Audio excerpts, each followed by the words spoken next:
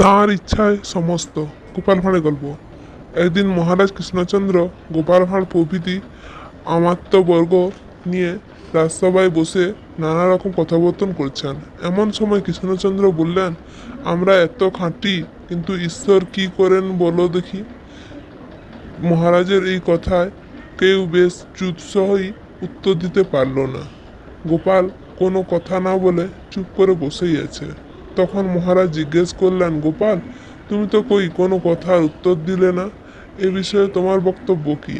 তখন গোপাল আর স্থির থাকতে পারলে না। সে বললে, মহারাজ, আপনি আমাকে একবার আপনার রাজবেশটি দান করুন, আর আপনি আমার এই বেশটি পরিধান করুন, তারপর আমি আপনার প্রশ্নের উত্তর দিতে সক্ষম হব। মহারাজ কৃষ্ণচন্দ্র তখনই রাজবেশের উন্মোচন করে গোপালকে দিলেন এবং গোপালের পোশাকটি নিজে পরিধান করলেন।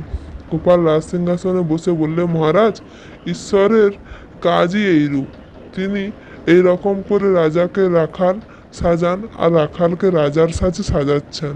ঈশ্বর আমাদের মতো বাজে সময় নষ্ট না করে সর্বদাই আসল কাজে নিমগ্ন হয়ে আছেন। তাঁর ইচ্ছাতেই জগতের সব কাজ সম্পন্ন হয়।